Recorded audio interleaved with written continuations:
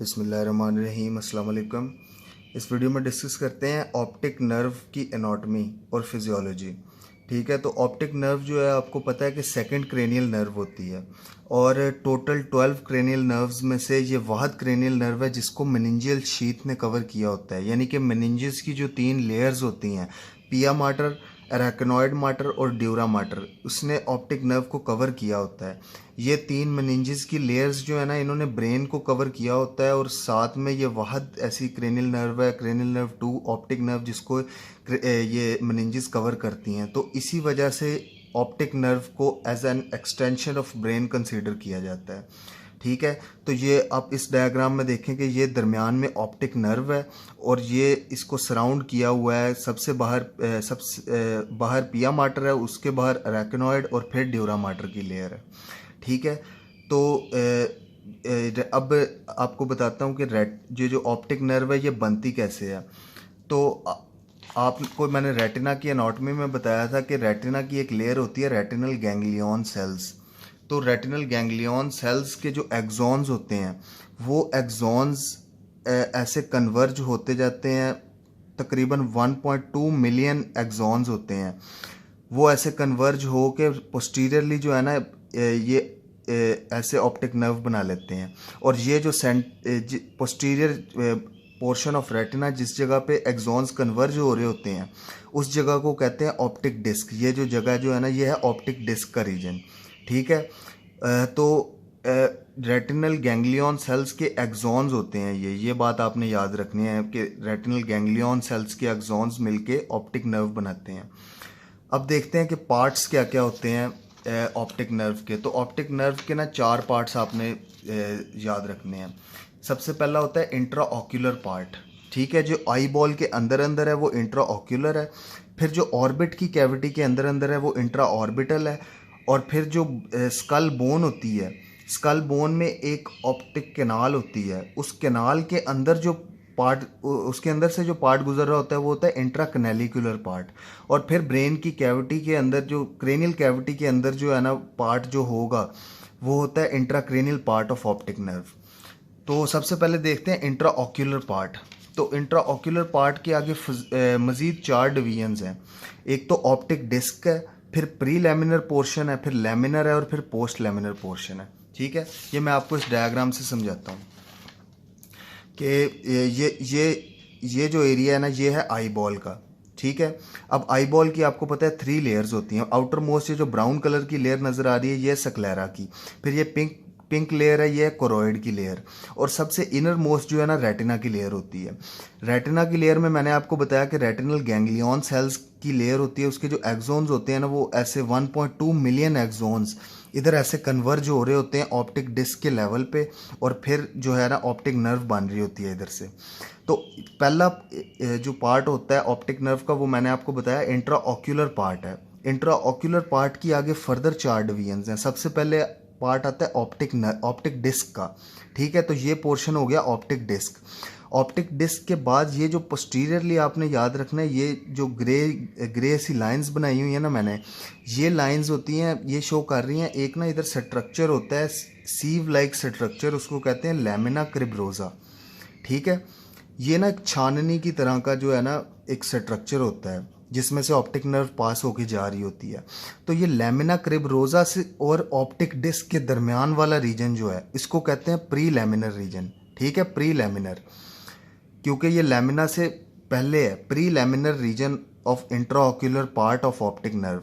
और लैमिना से जो गुजर रही होती है ऑप्टिक नर्व, उसको कहते हैं लैमिनर पार्ट। और फिर लैमिना के आगे पोस्ट लैमिनर पार्ट भी होता है थोड़ा सा इंट्राऑक्यूलर पोर्शन का।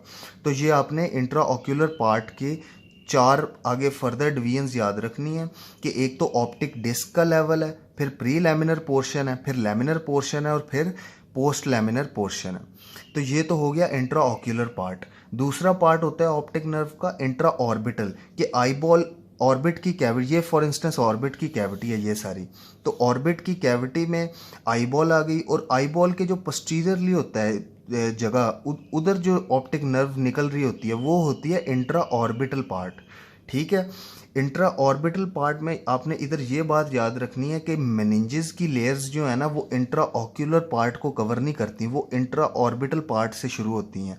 अब ये इंट्रा ऑर्बिटल पार्ट में देखें तो ये पिया माटर, अरेकिनॉइड और ड्यूरा माटर की लेयर जो है ना इन्होंने कवर करना शुरू कर दिया इधर से। तो इंट्रा ऑर्बिटल और इससे आगे वाला जो इंट्रा कैनेलिक्यूलर और इंट्रा क्रेनियल पार्ट जो है ना उसको मेनिंजेस की लेयर कवर करती हैं। एक ये बात आपने याद रखनी है। और दूसरी बात ये आपने याद रखनी है कि माइलिन की जो लेयर होती है, माइलिन शीथ, वो भी इसी इंट्रा ऑर्बिटल पार्ट से शुरू होती है, इंट्रा ऑक्यूलर पार्ट को कवर नहीं करती। ठीक है, तो क्या मैंने आपको बताया कि मेनिंजियल लेयर और माइलिन की लेयर इंट्रा ऑक्यूलर पार्ट को कवर नहीं करेगी, इंट्रा ऑर्बिटल पार्ट से शुरू होगी और फिर आगे वाले ऑप्टिक नर्व के रीजन को कवर करेगी। ठीक है, तो ये होता है इंट्रा ऑर्बिटल पार्ट। और इंट्रा ऑर्बिटल पार्ट से अगला होता है जो स्कल के अंदर जो है ना एक ऑप्टिक कैनाल होती है। उस ऑप्टिक कैनाल में से जब गुजरता है ना ऑप्टिक नर्व, तो उस वाले पोर्शन को कह देते हैं इंट्रा कैनेलिकुलर पोर्शन। और फिर क्रेनियल कैविटी में से जो गुजरता है ना वो होता है इंट्रा क्रेनियल पोर्शन। अब देख लेते हैं कि ब्लड सप्लाई जो होती है ना ऑप्टिक नर्व की, तो इंट्रा ऑक्यूलर पार्ट को आपने याद रखना है कि दो वेसल सप्लाई करती हैं, शॉर्ट पोस्टीरियर सिलरी आर्टरी और सेंट्रल रेटिनल आर्टरी।